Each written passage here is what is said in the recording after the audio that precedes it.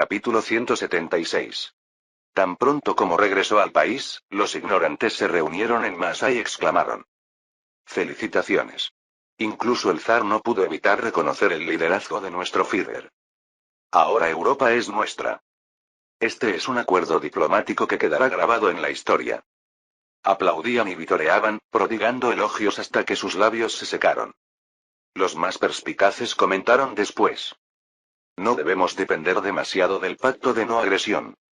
Así es, Führer. El pacto de no agresión no podrá ser el escudo fundamental del pueblo alemán. Aunque este tratado ciertamente ayuda a la construcción del Lebensraum, debe considerar que no vale la pena mantenerlo. No debe bajar la guardia. Finalmente, los pocos que tenían verdadero discernimiento. ¿El imperio japonés moverá primero? Según el contenido del protocolo anexo, está escrito que no se impedirá el acceso ruso al mar Báltico a cambio de reducir las tropas estacionadas en Polonia. Esto suena como si ellos no quisieran cortar completamente los lazos con Occidente. Sonrisa. Blomberg, ¿por qué piensas así? Porque el zar, al final no será un mero espectador. Él se está dirigiendo hacia Asia. Esto es un hecho claramente establecido. Puede que sea así ahora. Pero, ¿cómo no van a recelarse mutuamente dos grandes potencias que comparten fronteras? La verdadera naturaleza de este protocolo. Adolf, agitando el papel que llevaba su firma junto a la del primer ministro Stolypin, respondió: esto es un temporizador. Un temporizador que marca el período de prueba entre mí y ese zar de las tierras heladas. Rusia, que desde tiempos antiguos ha querido monopolizar China y eliminar la presencia occidental en Asia. Y Alemania, que debe decidir su destino con Francia, un país con el que no puede coexistir bajo el mismo cielo. Este protocolo no es más que un pedazo de papel que se mantendrá al menos hasta que estos dos países alcancen sus diferentes objetivos. El zar no sabe cómo pondrá Asia bajo su control. Pero él tampoco sabe hasta dónde avanzaremos nosotros.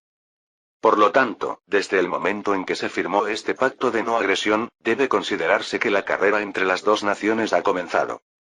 Himmler. Sí, mi Führer. No desperdicies energía innecesariamente matando judíos, simplemente depórtalos. Confisca todas sus propiedades. Ocultaré miembros del partido entre ellos. Bien. Aunque limpiar a los arios es importante, incluso eso es un desperdicio ante un objetivo mayor. Schacht. Dígame. ¿Podemos dirigir toda la política económica hacia la industria militar? Incluso deteniendo las obras civiles como la construcción de carreteras. Centrándonos en empresas militares como Krupp. Para hacer eso, tendríamos que privatizar las empresas y desarrollarlas con impuestos. No importa. La economía libre tampoco es importante ante la supervivencia de esta nación. Adolf no pensaba tolerar ningún elemento que se atreviera a interferir en esta carrera. El éxito del Anschluss está asegurado. Esto es algo que incluso Francia e Inglaterra ya prevén claramente, y aún así mantienen la boca cerrada. Lo que verdaderamente debe prepararse ahora es lo que viene después. A más tardar el próximo año. Para el próximo año nos habremos comido Checoslovaquia. Tan pronto como se realice la anexión de Austria, Checoslovaquia y Francia se prepararán para la guerra. Mi Führer, perdone mi atrevimiento, pero las fuerzas de defensa aún no están preparadas para la guerra. ¿Cuándo terminará el general Fritsch sus preparativos? ¿Después de que nuestros enemigos hayan terminado los suyos? A pesar de las preocupaciones expresadas por Fritsch en representación del alto mando, Adolf no mostró la menor preocupación. Lo que necesitamos ahora no son proyectiles. Eso también lo tienen esos franceses. Lo que verdaderamente deben meter en sus cabezas es la determinación. Eso único que Francia no posee, pero Alemania sí. No hablo de teorías espirituales como el Elan Vital de Foch. Después de todo, él fue un fracasado que no pudo hacer nada mientras temblaba de miedo. Si todo esto fuera póker, Francia estaría mostrando sus cartas. Es decir, debe considerarse que están rechazando el riesgo mismo de apostar y perder. Mientras olvidan el hecho de que ellos mismos son también jugadores en esta partida. Por eso Adolf estaba convencido de que Checoslovaquia podría ser tomada en el momento en que hicieran all-in, sin importar la cantidad. Confíen en mí. De todos modos, sin Rusia, ellos nunca podrán moverse. Este país sin Polonia fundamentalmente no tiene más remedio que convertirse en un país industrial, y ¿no sería la mejor manera de avanzar hacia ese país industrial comerse la zona industrial? Una vez que este pacto de no agresión se ha hecho público, el tiempo no espera a Alemania. Aunque es antes de lo previsto, debemos tomarla sin falta. Debemos considerar como una bendición del cielo que no sean eslavos. Si logran apoderarse de Checoslovaquia, entonces la preparación de este país estará completa. Es decir, la preparación para la guerra con Francia. Reconozcamos algunas cosas antes de continuar. La Segunda Guerra Mundial no fue una guerra que comenzó con la invasión unilateral de los nazis y el imperio japonés y se prolongó por la tardía respuesta de las potencias occidentales. Esta guerra fue simplemente adoptada como un medio después de todo tipo de juegos de estrategia. Como la Guerra Civil Española. Por supuesto, siendo el escenario el mundo entero, estaba lleno de incertidumbres y variables. En ese sentido, he aprendido bastante de los encuentros recientes. Se ha confirmado que no somos el único imperio que se prepara para la guerra. Solo con Verdelus, North Carolina, años antes de lo previsto, sabía que FDR estaba aumentando el poder naval, pero incluso yo desconocía hasta qué punto estaban planificando y preparándose. Schuschnigg de Austria presenta su dimisión voluntaria. El ejército alemán avanza hacia Austria. Un mes después del referéndum, ¿cuál será la voluntad del pueblo austríaco? Los pasos del Führer no tenían vacilación. El Anschluss se llevó a cabo menos de medio año después de firmar el pacto de no agresión. Esto demuestra que tiene determinación. Cuando estalló el Anschluss, FDR no se entretuvo en las conversaciones y se marchó. Aunque el Anschluss en sí mismo ya no podía ser detenido ni con la oposición de Estados Unidos, su mayor deseo era evitar que las chispas saltaran a su alrededor. O tal vez quería evitar que esto también se convirtiera en una guerra. Si fuera lo último, sería verdaderamente decepcionante, y si fuera lo primero, solo tendríamos que esperar alguna reacción. Stolypin, ¿puedes creerlo? Nosotros, que antes nos contentábamos con el Tratado Witte-Taft, ahora intentamos expulsar a los Estados Unidos de Asia.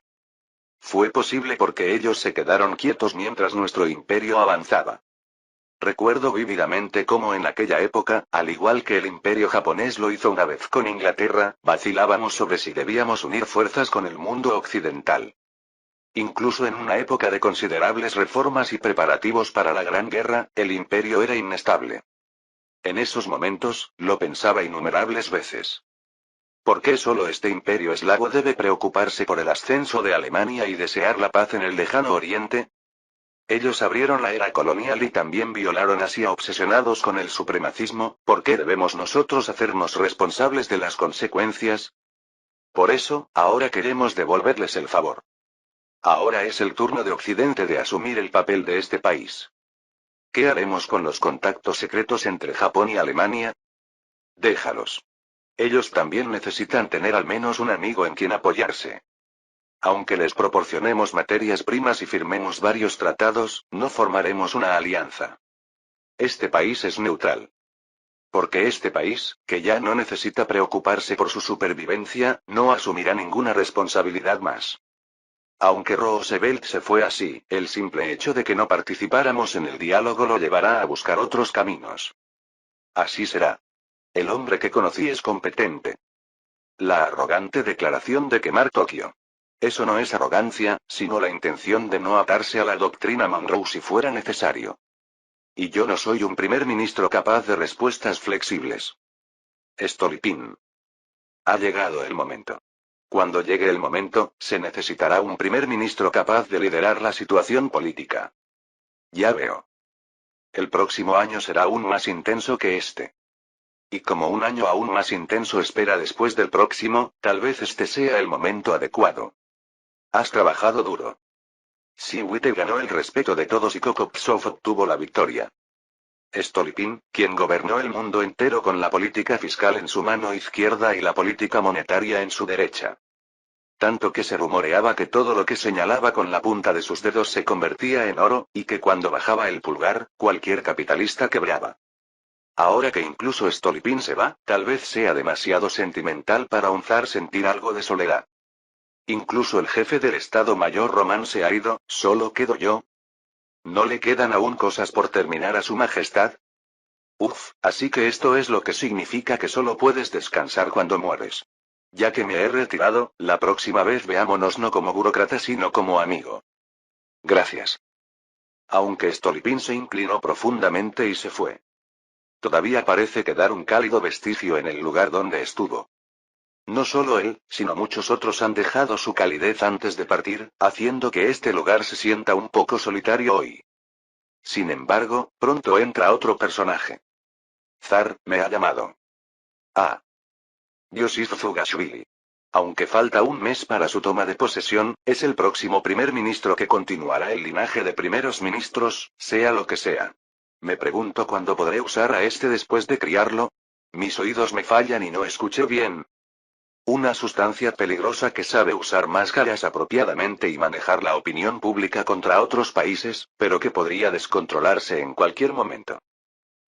¿Acaso fui llamado hoy aquí porque... Sí, estás en lo correcto, así que mantén la calma. Aún así, será un consuelo el hecho de que no quedan personas competentes en el imperio en mi mente, y que al haber sido burócrata durante mucho tiempo es suficientemente controlable y se ha vuelto algo más dócil. Solo una vez, realmente la última. Después de esto, verdaderamente dejaré las decisiones no a mí, sino a la elección del pueblo. He estado cultivando la Duma durante tanto tiempo, debo usarla apropiadamente al menos una vez antes de morir. Así que Yosif Zugashvili. No, Stalin. Bien, ya está. Solo tenía algo en qué pensar. Parece preocupado. ¿Acaso alguien está perturbando su estado de ánimo? No es nada. Lo llamé aquí porque quería confirmar una última cosa, realmente una última cosa. Tengo algunas preguntas. Me gustaría que respondieras sincera y francamente. Haré mi mejor esfuerzo. Relájate. Primero, ¿qué piensas sobre la noche de los cuchillos largos, la noche de los cuchillos largos nazi? Más allá de eliminar a los opositores políticos, debe haber tenido la intención de crear un ambiente de terror. Bien. Parece que no está completamente ciego. Si hubiera dicho que estaban imitando mi purga, habría elegido a otra persona inmediatamente. Y la reforma económica que siguió fue verdaderamente impresionante. No respondas si no te pregunto. Lo siento. Bueno, la reforma agraria y la reforma económica fueron diferentes, así que deben verse como áreas completamente distintas, Pasemos a otro tema. Dime una cosa, solo una, que sea necesaria para fortalecer el ejército de este país. Puede ser cualquier cosa. Al final, lo que espero de Yosif no es política interna ni reformas, sino la próxima guerra. Me pregunto qué responderá el Stalin que una vez paralizó al ejército rojo con las purgas y luego lo reconstruyó desde cero. Su Majestad, aunque no soy un experto, según lo que he confirmado, el Lord Roman reorganizó perfectamente el ejército imperial antes de retirarse. ¿No hay nada más que preparar? Lo que quiero decir es que un ignorante como yo no debería tocar el ejército a menos que sea por razones políticas. Es cierto. A menos que el gabinete necesite cambiar el liderazgo por desconfianza en los militares, es un área que ni siquiera un primer ministro debería tocar imprudentemente. Sin embargo, esto se limita a las armas desplegadas y las numerosas estrategias que presenta el Estado Mayor General. Parece que hay algo necesario en otras áreas. Sí, el país mismo debe cambiar. Y precisamente por su majestad el zar. Explícate. Es absurdo que le haya planteado una pregunta y busque la respuesta en mí, pero viendo su rostro lleno de convicción, parece que lo ha estado pensando durante mucho tiempo. Aunque no experimenté la Gran Guerra, recuerdo claramente cómo era la retaguardia en esa época. El miedo y la ansiedad cuando la guerra se prolongaba. El sentimiento popular que se tambaleaba con cada batalla, aunque se embriagaran con las noticias de victoria. ¿Fue así? Nadie lo proclamaba fácilmente, pero esa silenciosa vibración solo creció con el paso de los años. Las abrumadoras noticias de victoria en el frente oriental solo lo encubrieron. Yo no conocía todos los detalles de la retaguardia de aquella época, de cada callejón, pero debió ser así. Los hogares que enviaron a sus hijos a la guerra, el régimen de guerra tan diferente de la vida cotidiana pacífica. Cientos de miles de notificaciones de muerte mantuvieron ocupadas las oficinas de correos. Estoy convencido de que si estalla la próxima guerra, será igual o más cruel que la Gran Guerra. Así que, Su Majestad, si me considera como primer ministro de guerra, por favor, paralice la razón de este país. ¿Sabes lo que estás diciendo? Puedo decirle que lo sé más exactamente que nadie. Incluso yo tuve que guardar silencio ante esta respuesta totalmente inesperada. Yosif, este hombre no está pidiendo la doctrina espiritual que exigía al Ejército Rojo. Si hubiera que especificarlo, sería la capacidad de hacer la guerra. Está pidiendo un analgésico narcótico que impida sentir el dolor sin importar qué dificultades y adversidades golpeen al imperio. ¿Es esta la respuesta correcta o incorrecta? No es fácil responder. Sin embargo, con esta breve pregunta, debo reconocer una vez más. Si ha de haber un primer ministro de guerra. El único candidato posible es este hombre. Capítulo 177. A principios de este año, cuando murió mi primo George. Transmite mis disculpas por no asistir, con el máximo respeto.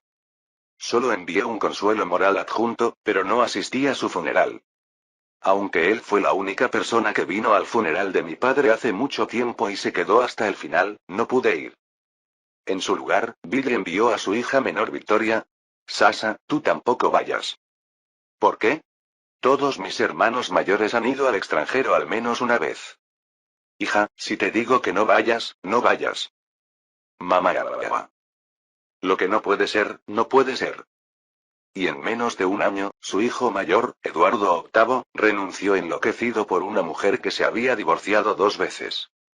Hermano mayor, parece que esa familia realmente está emparentada con nosotros. Hay otro como yo. Mikhail. La abdicación del rey actual significa la ascensión de un nuevo rey. Esta vez también, solo mantuve la cortesía en un nivel apropiado, sin enviar a ningún miembro de la familia imperial. Albert, el segundo hijo de George, a quien vi solo una vez hace 16 años. Me invade la nostalgia al saber que aquel tímido niño ha crecido para convertirse en el rey Jorge VI. Aunque envié una modesta delegación, cuando regresaron me dijeron: ¿no da discursos? He oído que tartamudea. Empeora cuando está frente a la gente y evita aparecer en público casi como si fuera una fobia. Vaya suerte que tiene ese tipo para haber ascendido al trono. Dicen que tiene un carácter apacible y nadie en el gabinete lo detesta, pero es demasiado pasivo. En términos positivos, es humano y normal. En términos negativos, supongo que se le podría considerar incompetente. Bueno, aunque la incompetencia de un rey no es particularmente problemática para gobernar como rey del gran imperio británico. La familia real británica es como la familia real italiana. Son una decoración agradable a la vista, personas que sobreviven dependiendo de la autoridad dejada por la tradición y la historia. El Imperio Británico, un país que mantiene una de las 3 principales formas de gobierno a pesar de haber caído tantas veces. Después de observarlos durante un año, esto me hace mirar mi propio imperio con frialdad.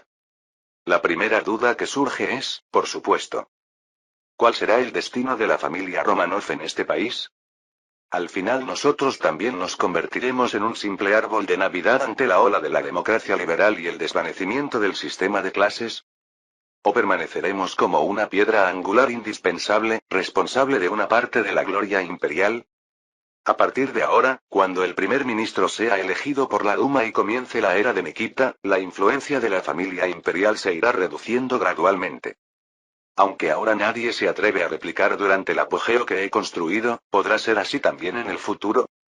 Los humanos son verdaderamente contradictorios, deseo que la gloria de la familia Romanov dure lo más posible, pero no puedo evitar pensar que esto podría entrar en conflicto con el futuro del imperio ruso. Suspiro, no.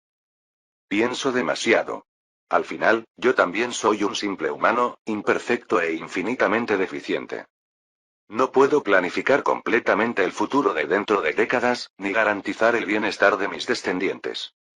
Por lo tanto, lo correcto es dejar los asuntos futuros a las generaciones futuras y dar lo mejor de mí en el presente. La ansiedad que sentí al observar las diversas familias reales europeas derrumbándose. Los dictadores que de repente ocupan la mitad de los países europeos. Y hasta la petición enloquecida de Yosif. Todo esto se ha unido y ahora estoy aquí, ante el imperio. Si hay algo que sentí como zar cuando tantos jóvenes valientes murieron en aquel frente oriental hace décadas, fue la responsabilidad. Después de obtener el poder completo. Es decir, después de que el sistema se estabilizara y desapareciera el peligro de revolución, no había sentido la necesidad de presentarme ante el público, pero este año es diferente. Kokopsov superó con éxito las dos enormes olas de la Gran Guerra y la Gran Depresión. 1913. Todavía no puedo olvidar aquel día en la celebración del 300º aniversario de los Romanov cuando me llamaban el pequeño padre zar, Little Fated Tsar. Nadie puede negar el hecho de que ese día, el destino de este país descansaba sobre los hombros de una sola persona, yo. Román, como me prometió, ha reorganizado exitosamente el ejército imperial. Ahora lo que este país necesita es la ratificación final. Apenas ayer, la Alemania nazi anexó a Austria. Los comentaristas mundiales hablan de crisis de guerra y algunos me suplican a mí, el zar, que resuelva esta crisis. Hacer que toda la población del imperio comparta y siga mi voluntad. Sin embargo, no soy el zar de aquellos que tanto alborotan, sino el zar del imperio ruso. Incluso mientras las frecuencias de la radio en vivo se propagan por el aire, este conflicto interior no termina. Somos un país neutral. No un país que mantiene la paz invadiendo otras naciones, sino uno que mantiene la paz preservando su neutralidad. ¿Es realmente correcto que la voluntad de este país se concentre en la existencia del yo? ¿Esto realmente beneficia el bienestar de la familia Romanov? No importa cuántas veces lo considere, mi conclusión siempre es no lo sé. Sin embargo, también siento la necesidad de compensar esa incertidumbre. Este discurso es el comienzo de esa compensación. No huiré de los deberes heredados de las generaciones anteriores bajo ninguna circunstancia. La razón de la existencia de la familia imperial en este país no es para reinar desde el nacimiento, sino para proteger. Declaro que esta es la misión que se me ha dado a mí, Nikolai Alexandrovich Romanov, y mi decisión como zar. Las ideologías y pensamientos que proliferan. Y las divisiones y conflictos que seguirán a su confrontación. Esta es la única manera para que este país no se tambalee entre ellos. Así que, por un momento, permitamos que la razón de Rusia se paralice. Por lo tanto, pueblo del imperio que está conmigo, no vacilen. Este país no será derrotado, ni se derrumbará, ni fracasará. Yo me aseguraré de que así sea. De todos modos, solo necesito mantener la cabeza fría. Como siempre ha sido. Aunque la alianza terminó hace mucho tiempo y el enfrentamiento entre Occidente y Rusia continúa desde la Gran Guerra.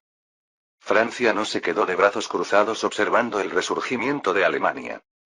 Desde la aparición de la Alemania nazi, Francia ha intentado varias veces establecer contacto con Rusia, desde el Ministerio de Asuntos Exteriores hasta el Ejército.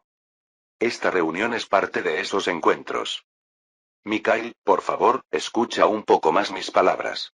Esta es una seria amenaza a la seguridad. Maldita sea, Charles. ¿No podemos dejar los buenos recuerdos como buenos recuerdos? No, pensándolo bien, ni siquiera eran buenos recuerdos. Charles de Gaulle, que corrió rápidamente a Rusia con la excusa del intercambio militar.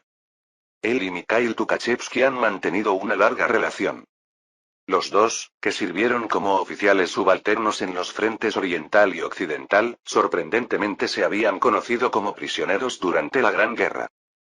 Tukhachevsky fue capturado cuando quedó aislado en territorio enemigo durante la ofensiva de Román, y más tarde Charles de Gaulle fue llevado al mismo campo de prisioneros cuando fue repelido en la batalla de Verdún.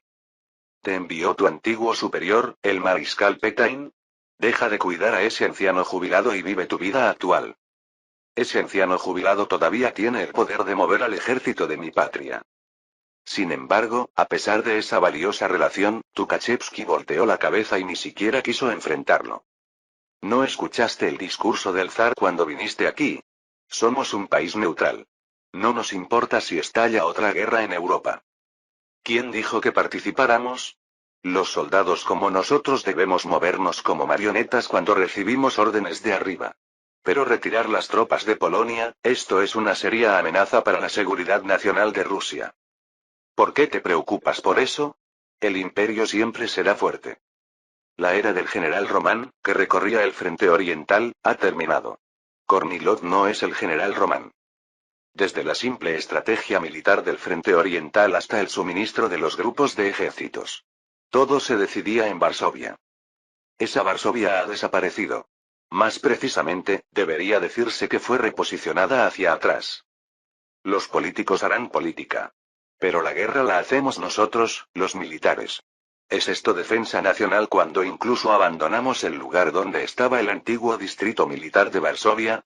¿No es esto claramente una retirada? La política lo decidió. Esa política. Con el Anschluss completado, Alemania se ha liberado del control de Francia y seguirá liberándose por mucho tiempo. Y aquí, la decisión de Rusia de retirar sus tropas de Polonia con el pretexto de reducir la fricción con Alemania significa que ni siquiera se enfrentará a ella. En serio, no importa si Checoslovaquia cae. ¿El ejército imperial ruso abandonará así las fronteras? Regresa después de hacer una demostración de tiro con ametralladoras engrasadas frente a los invitados distinguidos. Te arrepentirás. Cuando Polonia sea violada y envíes tropas demasiado tarde, recordarás mis palabras. Que no existe neutralidad sin precio. La corpulenta figura se levanta pronunciando una profecía, no una maldición, cargada de emoción. La sombra que proyecta al bloquear la luz hace que el rostro de Tukhachevsky se oscurezca sin razón. Así, Tukhachevsky permaneció solo en la habitación por un buen rato. Pero cuando llegó el momento. Pronto será la hora de la reunión. Levántate. Se dirige al interior del edificio, en dirección opuesta a donde fue Dega, huye. Todos han llegado. Empecemos.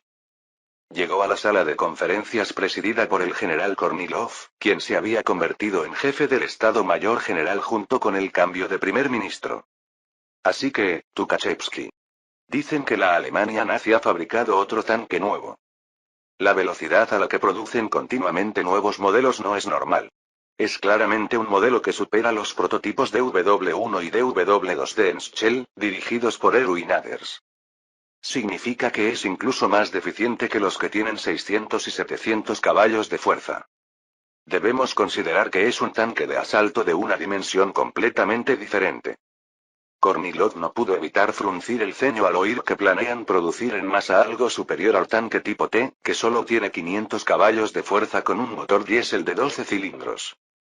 Ya sabíamos que tienen buena tecnología, pero ¿de cuántas toneladas están intentando hacer estos nazis? El chasis pesará más de 40 toneladas incluso sin armamento. Y aunque no conozco las especificaciones exactas, con ese rendimiento, no apuntan a Renault, sino a nosotros. Así es. Apenas se ha secado la tinta del pacto de no agresión y ya han anexado territorio, y sus movimientos militares no son normales. Suspiro, como el general Román dijo varias veces, esto significa que realmente podrían intentar ir a la guerra con nosotros. En el peor de los casos, debemos desarrollar asumiendo un tanque de 60 toneladas con un blindaje frontal de más de 120 milímetros. Locos.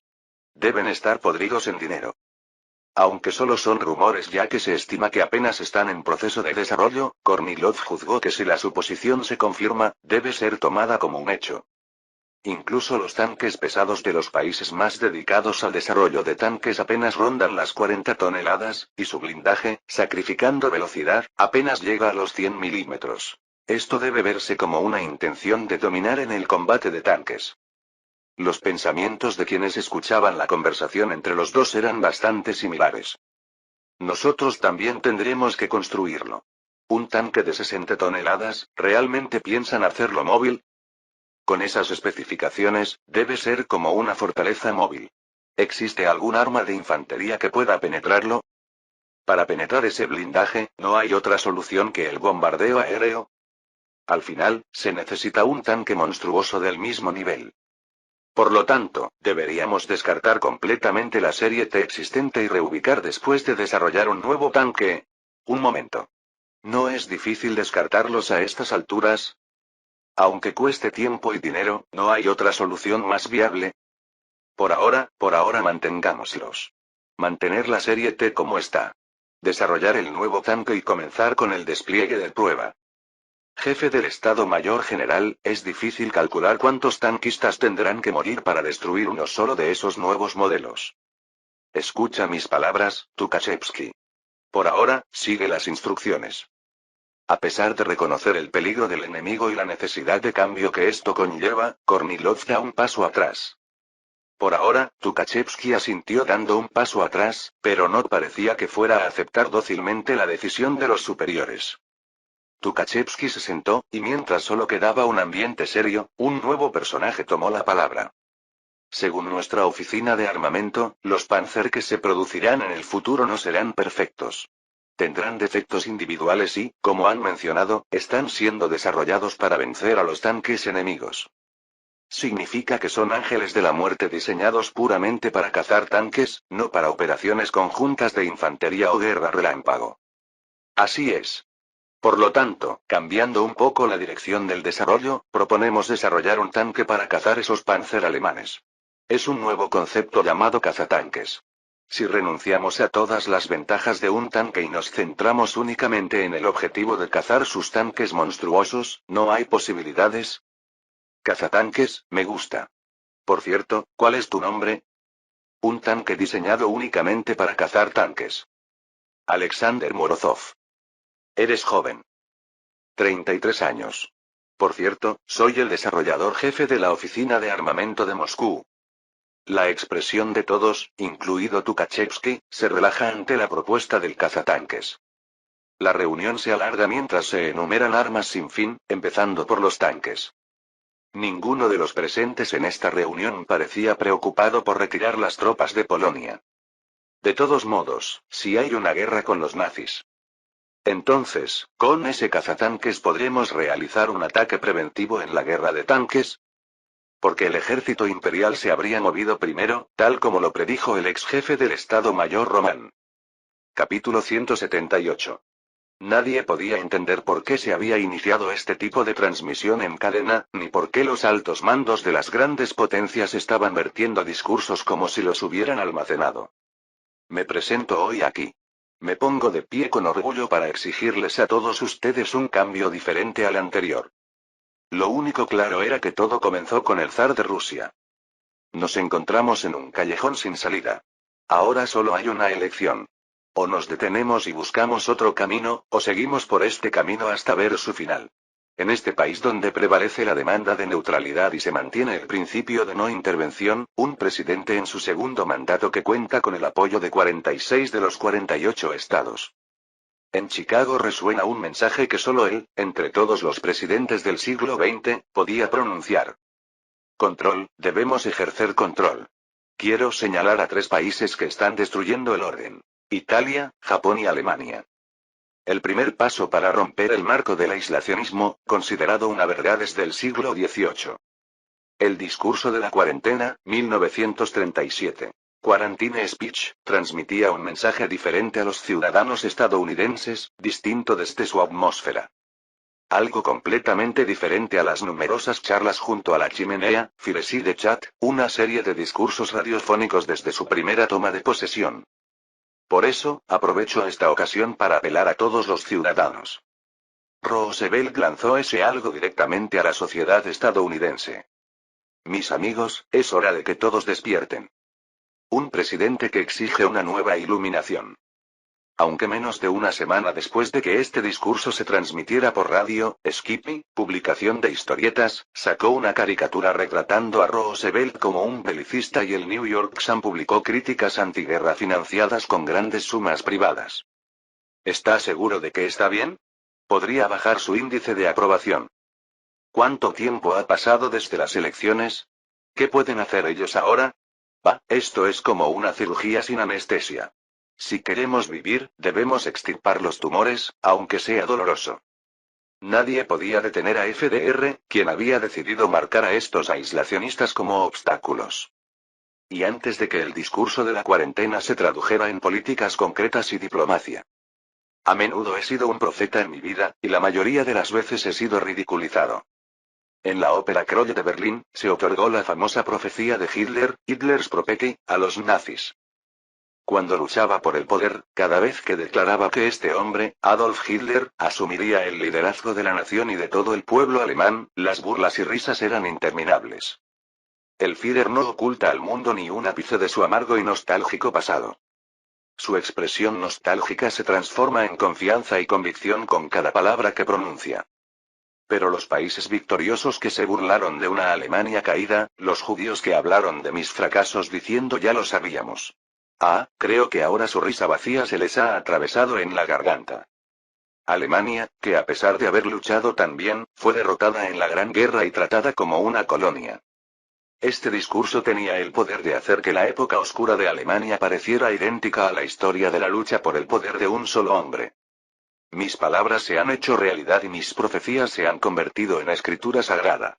Y hoy, aquí, frente a todos, quiero convertirme en profeta una vez más. Si los judíos que desean la extinción de los arios se alían con los estados títeres del bolchevismo que desean ver a Alemania de rodillas una vez más, otra guerra mundial nos mostrará qué pueblo es verdaderamente el elegido por la civilización y el progreso. Un contenido que conecta sin reparos la guerra mundial con los judíos y hace percibir la existencia de fuerzas en la sombra. ¿Quién se extinguirá? ¿Los arios o los judíos? Eso lo descubrirán aquellos que se interpongan en nuestro camino. Heil Hitler. Heil Hitler. El grito del Führer no podría ser más público ni más desafiante con la tecnología de la época actual. El crisol de fervor que sigue a ese grito sirve por sí mismo como evidencia para que no quede vacío. Cuando el discurso llegaba a su fin, en todas las calles de Alemania se pegaron carteles del NSDAP, citas semanales nazis, con las intenciones del Führer. Y al día siguiente, el ministro de Asuntos Exteriores Neurath entregó inmediatamente una demanda unilateral a Checoslovaquia. Judíos o arios. Elijan. ¿Cómo puede decir eso cuando hay tantos alemanes y judíos viviendo en los Sudetes? Esto es opresión. Es una incautación territorial basada en conflictos étnicos. No Sudeti, sino Sudetenland. Neurath insistió en usar el término alemán en lugar de Sudeti, que se refiere a las regiones cercanas o relacionadas con los montes Sudetes. Aunque puede haber eslavos como ucranianos y rutenos en la región de Cárpatos-Rutenia, al menos en el Sudetenland no hay tantos eslavos. Por eso Neurath podía mostrar abiertamente que desde el principio no quería ninguna negociación. ¿Ayudará a los judíos a contribuir a la extinción de los arios, o se unirá a los arios? Esto no está bien. La comunidad internacional no lo tolerará. Esto no es un problema étnico. Para Alemania, la diplomacia no es más que un preludio para la proyección de fuerza. Esto no es una atrocidad alemana. Al contrario. Es porque ustedes han reprimido brutalmente las manifestaciones por la libertad de los alemanes en el Sudetenland. Dice que es represión cuando liberamos a los cabecillas y prohibimos las reuniones nocturnas. El presidente Benea mostraba signos de haber abandonado la mitad del diálogo en una conversación que ya había excluido los hechos y la lógica. La elección es suya. Sin embargo, si esa elección se demora. Neurath se levantó de su asiento y enfatizó una vez más. El gran Führer tomará una decisión. Benea, con el agua al cuello, no se quedó quieto esperando la decisión del Führer. También suplicó llorando a Francia e Inglaterra y solicitó la mediación de la Liga de las Naciones en este incidente. De hecho, en solo 2 días Francia convocó a sus reservistas e Inglaterra también ordenó la alerta de sus tropas coloniales, pero... no aceleren. Cruzaremos la frontera caminando. Nunca ataquen primero. Lo repito, no inicien el combate. No eran países tan decididos como Alemania. La Wehrmacht cruzó la frontera como había anunciado, pero no hubo ni una sola bala disparada contra ellos. Ya no quedaban países en Europa que se atrevieran a apretar el gatillo primero contra Alemania. Era la victoria de Adolf. Normalmente, cuando los diplomáticos y líderes más destacados de cada país se reúnen, el resultado se determina después de un proceso de negociación suficiente, pero... ¿hay que hacer esto de manera tan unilateral? Alemania envió tropas unilateralmente al Sudetenland, ocupó todas las instalaciones públicas y luego envió invitaciones a Múnich. Es demasiado descarado para llamarlo una aprobación posterior. Si hay que ser precisos, como ya tienen el control efectivo, esto debe verse como un acto para obtener el reconocimiento de su acción militar y legal y una marca de certificación territorial. Alemania, después de absorber militarmente el Sudetenland con la Wehrmacht, lo presentó como una victoria aria, un resultado de la razón y la no violencia. El hecho de que no les dispararan balas fue puramente por la razón de Checoslovaquia queriendo evitar a un loco, no por la razón de Alemania. De todos modos, ellos creen que obtuvieron el Sudetenland por su propia grandeza. Y este es el resultado. Es sorprendente que nos llegue una invitación también. Daladier y Chamberlain ya han expresado su intención de participar, y Benito Mussolini también dijo que se uniría. Es una invitación a Múnich. Beren, ¿soy yo el que está mal? Porque todos los medios europeos hablan como si se hubiera superado la crisis de guerra, como si se hubieran puesto de acuerdo. Los periódicos muestran en primera plana a una mujer llorando mientras hace el saludo nazi al paso de la Wehrmacht. Incluso los medios occidentales se apresuran a transcribir la versión unilateral de Alemania y nadie presta atención al proceso de ocupación del Sudetenland. Los hechos que les llaman la atención son que, de cualquier manera, el Führer declaró que no habría guerra con Checoslovaquia y... ¿no será porque no es asunto suyo? TCH, es ridículo, hace poco me hablaban con saliva volando sobre el cerco anti-alemán. Afortunadamente, solo parecen preocuparse por dos cosas. Que no habrá una guerra mundial y eso. ¿Dónde están aquellos que gritaban que no temerían una guerra contra Alemania cuando el príncipe heredero del imperio austrohúngaro fue asesinado indirectamente por manos serbias? ¿Solo quedan cobardes? Debo verlo como un intento de ocultar su miedo. Esa conferencia de Múnich es eso. Como soy alguien que ha luchado junto a esos tipos llamándolos aliados, conozco mejor que nadie su egoísmo. ¿Será solo Checoslovaquia? Si Polonia fuera un país independiente, ellos habrían sacrificado incluso a Polonia por su propia paz. ¿Cómo podría ser eso posible? Por más miedo que tengan de Alemania, sacrificar 3 países, recuerdo la época en que se movilizaban solo por Marruecos. Incluso Beren Volkov sacude la cabeza con incredulidad, pero esta es la verdad. Ese imperio colonial, a pesar de haber ocupado tantos territorios, por miedo a Alemania entrega 3 países europeos a la boca del Führer. Esta invitación a Múnich. Pásasela al primer ministro. No me importa si la rechaza o envía un representante. Creo que el primer ministro también optará por no asistir. Solo asistir a esa conferencia genera una responsabilidad indirecta. No hay nada bueno que podamos ganar yendo allí. Así es. Si acaso, que envíen a cualquier subordinado a tomar fotos. De todos modos, esto era lo esperado desde que se firmó el pacto de no agresión. No me importa si esos tipos ignoran el espíritu de venganza de Alemania y hablan de paz. Lo verdadero viene después. Incluso para mí será difícil señalar el momento exacto. Cuando el Lebensraum se expanda no solo a Europa Central sino hasta Europa Occidental. Es decir, el día en que la crisis de la guerra mundial que ellos creen haber superado se convierta en su realidad. Hasta entonces, nosotros también debemos quedarnos observando en silencio. Algunos podrían decir que nuestro imperio es igual que los países occidentales. Que también somos meros espectadores. Que somos igualmente culpables por observar, igualmente responsables. Pero mira cómo se comportan ellos. Adolf Hitler, guardián de la paz. Primer ministro Daladier. La marcha al Sudetenland no viola el acuerdo militar franco-checoslovaco. Al menos nosotros no nos reímos con ellos, empapados en esta paz artificial.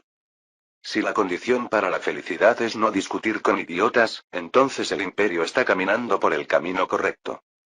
Si llaman paz a algo así, no discutiré ni me uniré a ellos.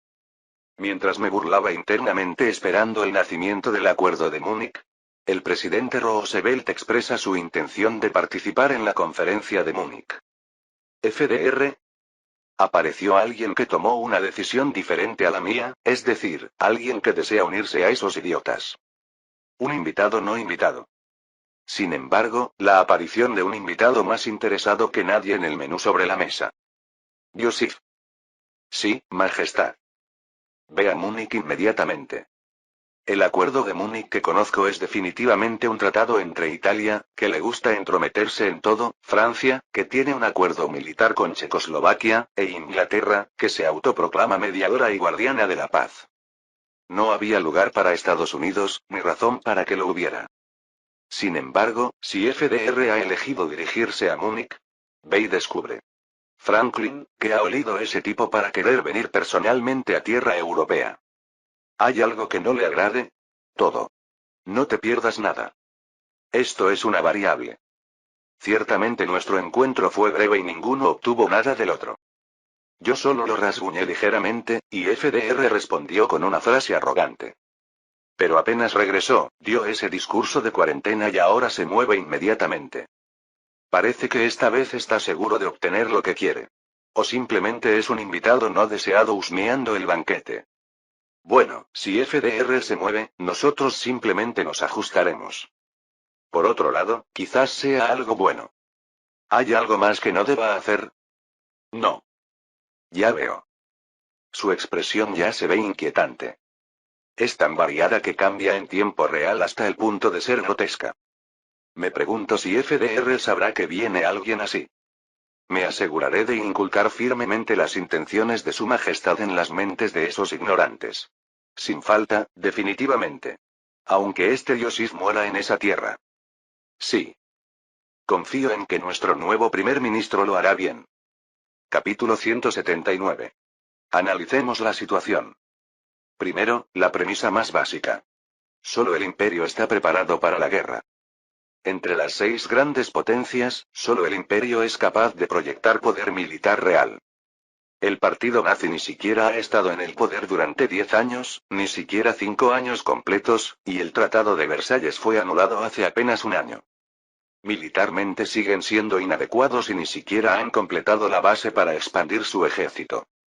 Estados Unidos está fortaleciendo su poder naval, pero esto es en consideración a Japón.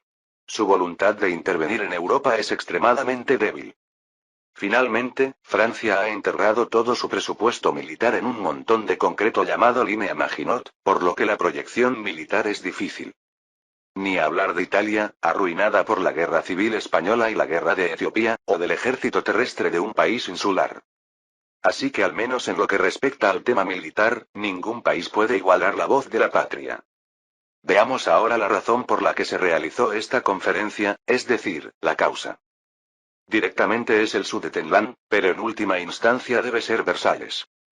Entonces el resultado también se divide en dos. Uno es en qué manos terminará efectivamente el Sudetenland. Y aunque no está especificado en el tratado, se determinará la existencia o no del cerco anti-alemán. Finalmente, Joseph clasificó a los reunidos aquí en 2 grupos.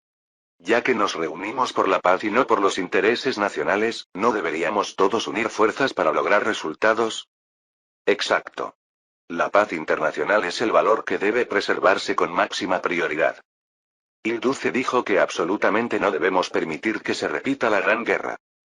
Aquellos que todavía creen que la paz de Wilson continúa y siguen negando la existencia de la próxima guerra. Es decir, Italia, Francia, Inglaterra. ¿El nuevo primer ministro de Rusia es fumador?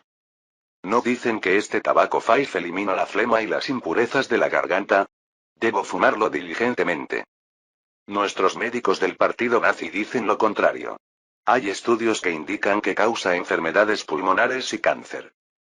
Entonces solo espero que este humo limpie mis oídos. Porque parece que me dará cáncer desde el momento en que entré a esta habitación. Y aquellos que han aceptado dócilmente la próxima guerra como algo inevitable, un evento ineludible. Alemania, y, como el presidente Roosevelt también ha venido corriendo aquí, debe pertenecer al segundo grupo. Después de organizar todo esto, mi mente se aclara un poco y las verdaderas intenciones detrás de cada declaración de los presentes se traducen automáticamente en mis oídos. He oído que el primer ministro Jugashvili quiso participar voluntariamente, ¿por qué está tan callado? Me pregunto. ¿Realmente ve esta devolución del Sudetenland como una expansión territorial, o como una anexión que siguió un proceso democrático adecuado? Resumen. Si has venido aquí, no te quedes chupándote el dedo, di algo. No me digas que esto no es asunto tuyo. Todavía no estoy de acuerdo con esas ideas alemanas del Lebensraum y el Untermensch.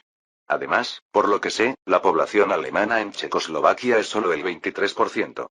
Incluso eso es difícil de distinguir étnicamente y solo se identifica por el idioma. ¿Y anexan territorios porque hay alemanes viviendo en la frontera?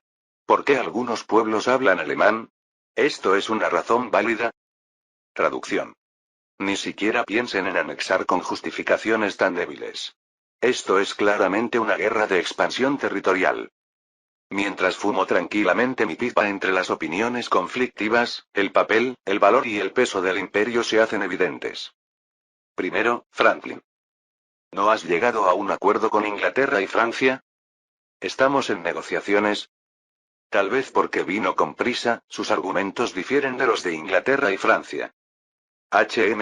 Presidente Franklin, ¿está diciendo que no hay problema siempre que se siga un proceso democrático? Lord Chamberlain, sabe que no es así. No. No lo entiendo. El presidente de Estados Unidos está abofeteando a esos idiotas que quieren sumergirse en una paz temporal, gritándoles que recuperen el sentido. Parece que FDR no sabía que habría dos países aislacionistas en el extranjero. Y el Führer nazi que invitó a todos estos individuos mantiene una actitud infinitamente relajada y un argumento consistente. Si lo desean, estamos dispuestos a votar bajo la supervisión de la Liga de las Naciones. La lógica de que donde viven alemanes es tierra alemana, ¿no es esto razonable? Donde viven alemanes es tierra alemana. Todo parece apuntar a nuestra patria, que anexó Polonia llamando la nación eslava occidental. Una frase que parece dirigida a Inglaterra, que aplastó brutalmente a Irlanda cuando intentaba independizarse, con la excusa de ser el mismo pueblo. La razón por la que el zar me envió aquí es clara. Confirmar las verdaderas intenciones de todos y guiar las cosas de la manera más ventajosa para el imperio. Pero si todos vienen a Múnich con sus ideas ya fijadas, ¿cuál es el propósito de reunirse? Los representantes de cada país ya reunidos aquí solo repetían sus propias afirmaciones sin dejar espacio para la persuasión. A este paso, volveremos sin haber conseguido nada. Intentemos guiar primero una conversación lógica. Por cierto. Oh, tiene algo que decir. Mientras escuchaba tranquilamente, dicen que donde viven alemanes es tierra alemana, ¿no? Así es. Entonces, creo que también deberíamos hacer un censo de nuestra parte. ¿No habrá tierras donde vivan eslavos en esa región de Checoslovaquia y Hungría? A Josif le encantaba esta escena donde todos, como si lo hubieran acordado, cerraron la boca y lo miraban con ojos muertos. Nadie podría negar el principio de autodeterminación de los pueblos, ya que fue el primer valor que el zar propuso después de la Gran Guerra. Polonia tiene una larga historia de división, pero todos son eslavos. Sí, los residentes también lo reconocen. Podemos hacer una votación cuando quieran. Adelante, cualquiera puede refutar. ¿Este tipo vino a causar problemas? Primera agenda internacional después del discurso de la cuarentena. Y encima, la disputa territorial provocada por Alemania sobre la que había gritado frente a los ciudadanos estadounidenses. FDR estaba convencido de que resolver este problema sería el primer paso para romper la doctrina Monroe y el aislacionismo. Sin embargo, lo que inevitablemente lo decepcionó al llegar a Europa fue la actitud de Francia e Inglaterra. Parecía que incluso antes de llegar a esta reunión, ya habían decidido entregar el Sudetenland como la cola de un lagarto por su propia seguridad. Por eso ansiaba aún más las palabras del primer ministro Yosif Jugashvili, quien observaba la conferencia como un espectador silencioso. Incluso para Rusia, que había firmado un pacto de no agresión, esta expansión tan radical no podía dejar de preocuparles. Y no solo eso. Si el zar está seguro de la próxima guerra, ciertamente no creerá que la expansión alemana se detendrá aquí. Incluso si estalla una guerra, hay una gran diferencia entre ser atacado en silencio después de ignorar la expansión alemana, y que estalle después de establecer límites y presión preventiva. Y en un momento tan crucial, ese hombre, TSSK, seguramente hay lugares donde viven nuestros eslavos también. Con esa única frase, arruinó la primera reunión del día. Francia e Inglaterra se retiraron inmediatamente, echando espuma por la boca, alegando que Alemania y Rusia habían llegado a un acuerdo secreto para dividirse Checoslovaquia. Parece que no habían considerado que las bocas a las que tendrían que entregar la cola se duplicarían. Entonces dígame. ¿Qué es? ¿De qué habla? La razón por la que vino aquí. Esas afirmaciones absurdas que hizo durante el día. Creo que todo tiene una razón. Veamos, vine aquí sin motivo particular, y todo lo que dije durante el día era broma. Dejemos las bromas. ¿Le parece una broma? Una mirada que no sonríe aunque se ríe. FDR ni siquiera quería entrar en un juego de poder con alguien que parecía no tener ni una pizca de ansiedad o preocupación en esta situación tan crucial. A él, Josif le preguntó a su vez. Más bien eso es lo que yo quería preguntar. La razón por la que vino aquí, lo que quería decir durante el día. Este no es en absoluto el Estados Unidos que yo conocía, ¿verdad? ¿Qué concepto tiene de Estados Unidos? No puedo usar palabras ofensivas. Pero si es usted quien dio el discurso de la cuarentena, debe saberlo mejor que yo. Aunque sigue siendo astuto, las palabras afiladas de Yosif golpean a FDR. Un invitado no invitado.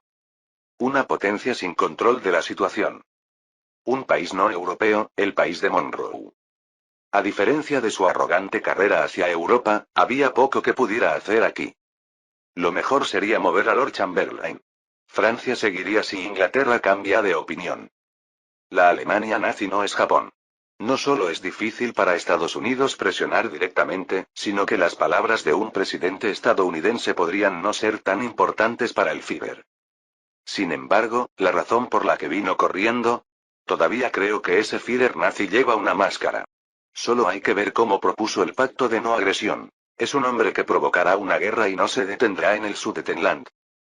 Porque cree que, si Alemania está verdaderamente preparando la próxima guerra, no puede ignorar completamente la opinión de Estados Unidos. De hecho, era visible que el Führer nazi todavía no deseaba mucha fricción con las potencias. La opinión de Estados Unidos todavía tiene peso para Alemania. Así que le pregunto de nuevo. ¿Vino como observador o como mediador? Entonces yo también intentaré ser sincero. Ninguno de los dos. Entonces, si tuviera que ponerle un título, investigador. No. Podría decirse que soy un inquisidor. FDR quería suspirar cuando este hombre, que apareció como representante en un foro diplomático, se llamó a sí mismo inquisidor, pero en este momento el astuto Yosif había desaparecido. Solo quedaba un burócrata leal lleno de determinación, ansioso por anunciar este glorioso deber. Sí, podría decirse que soy un inquisidor enviado con la misión de identificar herejes. Para eso me envió el zar. Sí, exactamente. Ya veo. Está loco. Había oído rumores, pero a diferencia de los anteriores primeros ministros ex-burócratas que eran fríos y calculadores, este simplemente está loco. Justo cuando FDR se preguntaba si el zar también se había vuelto senil por nombrar primer ministro a un loco así, la pregunta de Yosif, quien había estado dando un sermón sobre la gracia y grandeza del zar, lo atravesó una vez más. Y según ve este investigador, usted no puede distinguir entre amigos y enemigos. ¿No lo sabe por haber formado una vez una alianza con esos tontos de Inglaterra y Francia? Lo incompetentes que son militarmente. ¿Qué está diciendo de repente? ¿Qué digo? Le digo que no se ponga del lado de ellos en la próxima guerra. Parece que no podrán detener a la Alemania nazi. Esto es un consejo. Puf. El primer ministro de otro país penetra como una cuchilla en los secretos más profundos de su mente. El Sudetenland, ni siquiera sirve como sacrificio por la paz. El Lebensraum central se completará. Pero será diferente de lo que ustedes piensan. Veamos, Daladier de Francia trazó una línea diciendo que podían ceder la autonomía al partido Sudete. Chamberlain repitió que ambas partes deben hacer concesiones y encontrar un punto de acuerdo en nombre de la preservación de la paz. ¿No es esto una violación del derecho internacional, inconstitucional para todas las leyes nacionales europeas desde el principio? Después de burlarse una vez más mordazmente de la decepcionante actitud de Europa Occidental hoy. Pero si van a decir tales tonterías, al menos deberían hacerlo de manera convincente. Deberían haber emitido una orden de movilización general y reposicionado su flota antes de venir aquí. O al menos, deberían haber igualado el rearme alemán. Puf, otra vez. Oh, pero resulta que nosotros no seremos invadidos, aunque cedamos un poco de Polonia, ¿eh? Si nos invaden, ese día Berlín se convertirá en el resort de invierno de nuestros eslavos. Sería el fin de la Alemania nazi. Aunque parece blandir la espada al azar, hay un criterio y precisión en su filo. Roosevelt pudo confirmar que este hombre no estaba loco. Dijo el presidente estadounidense que tiene el poder para quemar Tokio en cualquier momento. ¿Qué hay de Berlín? ¿Puede quemar Berlín? ¿Qué está? Lo que digo es. Ahora Yosif continúa, incluso soltando un suspiro. Que lo piense bien. ¿Realmente hay razón para que Estados Unidos sea tratado como un belicista por salvar a esos tipos? ¿Hay razón para ponerse del lado de esos ingleses y franceses que apoyan al ladrón que entró en su propio patio delantero? Hasta llegar a hurgar en las intenciones no coincidentes de Inglaterra, Francia y Estados Unidos. Franklin cerró los ojos por un momento ante los golpes certeros de Joseph. Capítulo 180. Franklin es un político celestial. Solo hay que ver el proceso por el que fue elegido como el 32 presidente y su desempeño como gobernador para darse cuenta de que es, sin duda, un hombre para quien la política es el criterio de todo juicio y la totalidad de su vida. Si alguien así ha venido personalmente a Europa, no hace nada que le suponga pérdidas. Ya ha ganado bastante con el simple hecho de venir a Múnich. Desde el punto de vista de Joseph, era imposible que ese hombre no entendiera esta frustrante situación. No en detalle, por supuesto. Probablemente tampoco esperaba que las posturas de cada país fueran tan radicalmente diferentes. Pero seguramente lo había intuido. Después de todo, la cobardía de Inglaterra y Francia ya quedó demostrada desde el Anschluss. En otras palabras, el presidente Roosevelt vino aquí para obtener precisamente eso. El mero hecho de haberse posicionado contra Alemania. ¿Por qué? Primero, porque es uno de los pocos humanos que están convencidos de la próxima guerra. ¿Realmente cree que Alemania perderá? ¿Contra esa Inglaterra y Francia? Me parece que se está adelantando demasiado. Hablar del resultado de la próxima guerra en una conferencia de paz. Me temo que no puedo seguirle en ese razonamiento. Ja. Segundo, porque Franklin ha juzgado que incluso si estalla la próxima guerra, podrán derrotar a Alemania. Su forma de desviar la conversación sin mostrar ni un ápice de perturbación demuestra su confianza. La Alemania nazi, ¿qué va? Está convencido de que, con el poder de Estados Unidos sumado a Inglaterra y Francia, la victoria está asegurada. Por mucho que Joseph considerara a Francia como una nación de idiotas que se han encerrado a sí mismos tras muros de hormigón, y a Inglaterra como un imperio caído separado por el mar, en este momento no podía discernir. ¿Era eso arrogancia o verdadera confianza? En conclusión, incluso si regresa de Múnich sin haber conseguido nada, si después estalla una guerra, ¿no se convertirá en algo más que un simple presidente democrático? Bueno, quizás sea así. Ja, ja, ja. Claro, ¿cómo podría haberse convertido en una figura que el zar vigila con tanta cautela si fuera alguien que se deja pisotear tan fácilmente? Es precisamente por ser este tipo de persona que está tan seguro de la próxima guerra. Un presidente demócrata que ni cree en la paz de Wilson ni le importa la doctrina Monroe desde hace tiempo. Es por ser así que se está ganando el derecho a ejercer poder absoluto en esa nación democrática. Este hombre desea, aunque sea por un momento, elevarse a una posición comparable a la del zar. Aunque se excuse diciendo que es por el futuro de su país, el resultado no cambia. Tal como hizo el Führer nazi. Un hombre que afirma necesitar el poder. Y no cualquier poder, sino uno comparable al del zar. Se revela en su actitud, aparentemente tranquila pero observándome con agudeza. Ah, este hombre. No falta mucho para que caiga en la ilusión de que el destino está en sus manos. Es un hereje. Se necesitaron 2 días para recomponer las piezas de la conferencia que se había desmoronado. Aunque es evidente cuántos encuentros secretos hubo durante ese tiempo, Joseph sintió la necesidad de establecer nuevos criterios tras su encuentro con FDR ayer. Variables y constantes. Hay que organizar el tablero con estos 2 elementos, más simple que antes. Sobre el censo del que hablamos antes, ¿qué les parece si en esta conferencia nos limitamos a discutir solo sobre los alemanes? Exacto. Debemos debatir la legitimidad de los Sudetes, no agregar nuevos problemas. Las constantes son, obviamente, aquellos que mantienen una actitud invariable en la conferencia. Ellos son las constantes. Entonces quedan 3 variables. La Alemania nazi, Estados Unidos y él mismo. No puede ser más simple que esto. Los movimientos de estos 3 determinarán el resultado de este tablero. Como siempre, el inicio vino del Führer nazi, que pretendía ser una constante. Lo repito, no habrá retirada de tropas. Aunque Checoslovaquia declare la movilización general dentro de una semana, mi decisión no cambiará. El Führer es consciente de que esta conferencia es la última oportunidad para negociar. Si esto fracasa, significa guerra. Si es una guerra por la autodefensa, que así sea. ¿Acaso ustedes podrían quedarse de brazos cruzados viendo a sus ciudadanos sufrir en tierra extranjera? Ja. Ellos son checos que han vivido en tierra checa. Son alemanes que llevan sangre germana, hablan alemán y sienten profundamente la historia alemana.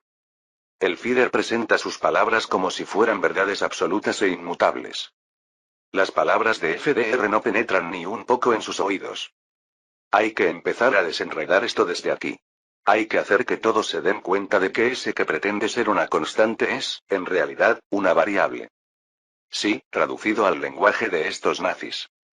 Hay que revelar que el Führer, que pretende ser perfecto, es en realidad un ser imperfecto, voluble y no tan obsesionado con la ideología como para ser capaz de una respuesta exterior flexible. ¿Cómo es esto posible? Es simple. Quisiera hacer una pregunta. Diga.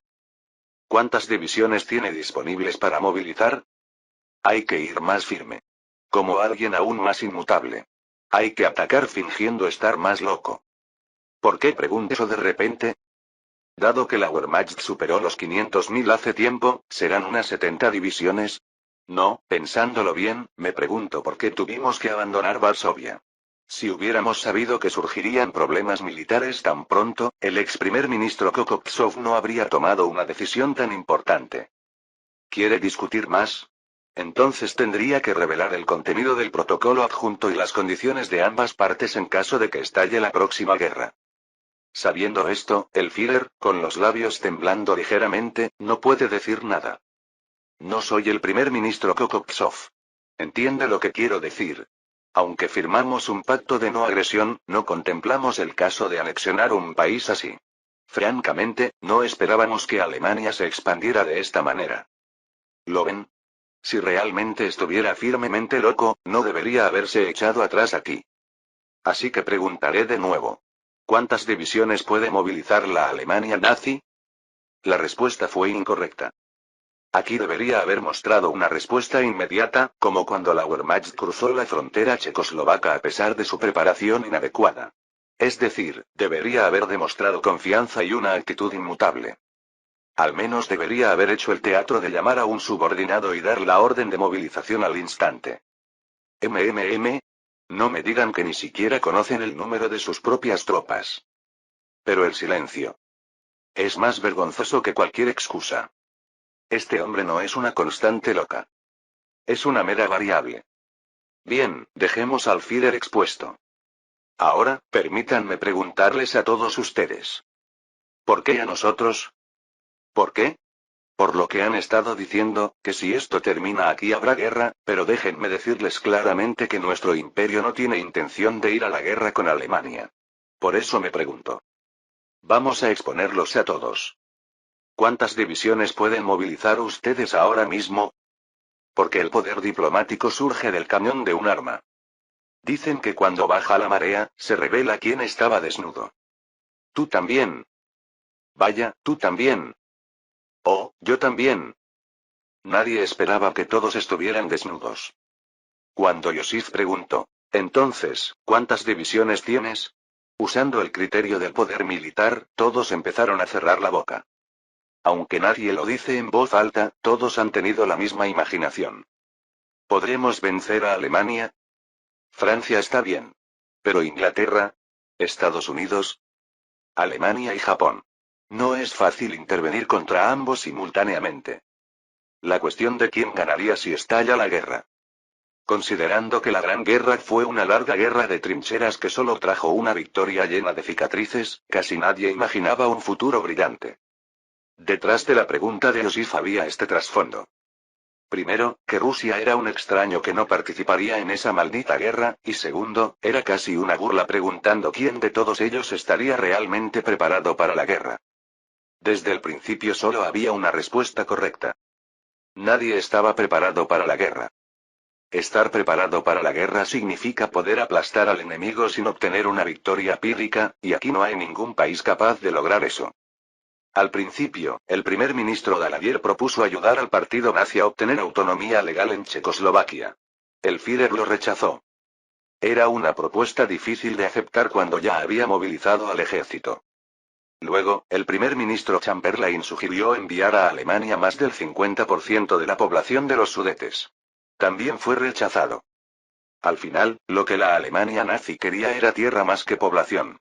Se reveló que el objetivo era obtener Lebensraum. Entonces, el ministro de Defensa checoslovaco Silový dijo que ordenaría una movilización general por precaución. Esto significa que Francia también tendría que emitir al menos una movilización parcial según el tratado. El número sería, ligeramente mayor que el de la Alemania nazi. Si se diera una movilización general, la historia sería diferente. Joseph, que había estado resumiendo esta tediosa conferencia desde el primer día, expresó su conclusión final frente a todos. Por ahora están parejos. No se sabe quién ganaría. Pero ¿qué pasaría si el primer ministro Chamberlain también ordena una movilización? Ah, entonces el Führer nazi tendría que retroceder. ¿Y si Estados Unidos se une también? Entonces la Alemania nazi, este Lebensraum, se acabaría. Incluso tendría que vomitar Austria. Por supuesto, no todos estarían de acuerdo. Era un método simple y bruto que comparaba solo el poder diplomático disponible, excluyendo la cuestión de la voluntad. ¿Acaso creen que pregunte por curiosidad sobre cuántas divisiones tienen? De todas formas serán menos que las de mi país, no me interesa. Lo que realmente quiero saber es, ¿realmente irán a la guerra? Eso es lo único que quiero saber. Aunque mira a su alrededor golpeándose el pecho con frustración, nadie puede responder fácilmente. El poder diplomático viene del cañón del arma, pero la voluntad de apretar el gatillo viene del coraje. Aunque pregunta directamente ¿tienen intención de ir a la guerra? La respuesta sigue sin llegar.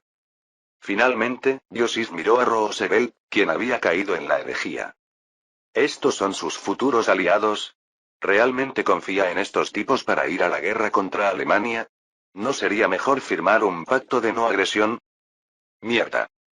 Luego al Führer, cuya máscara se había caído.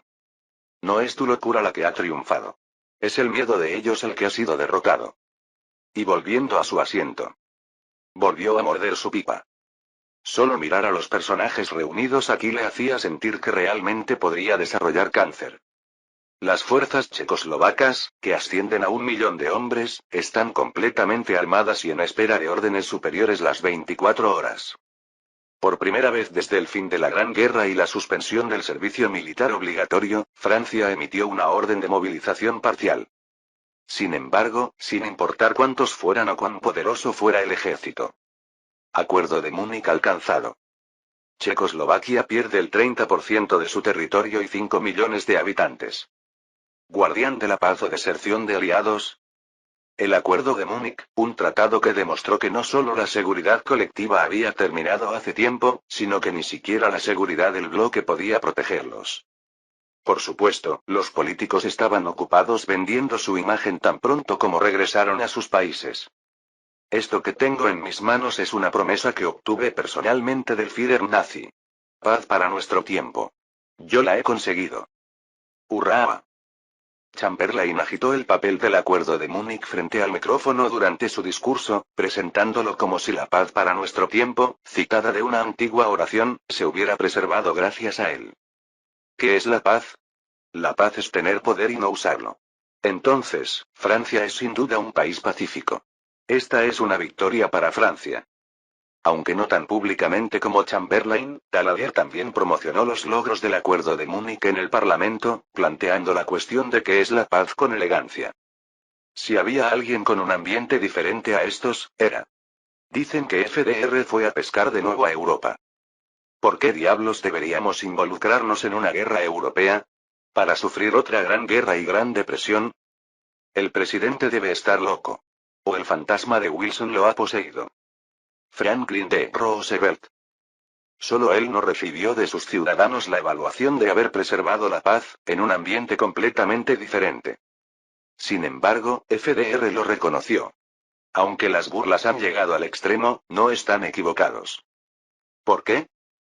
Porque la paz realmente no se ha preservado. Tal como él dijo, la paz no se había preservado. Una vez reconocido este hecho. ¿Deberíamos responder también? Déjalo. Todas esas burlas parecían convertirse en el impulso que necesitaba. Aunque no pudo preservar la paz, a cambio, si estallaba la guerra. Cuando estalle la guerra, sabremos quién tenía razón. Él obtendría el poder absoluto. No era elegir la paz cediendo los Sudetes, sino elegir el poder. Esta era la mejor opción que tenía a su alcance. Fin del capítulo 180.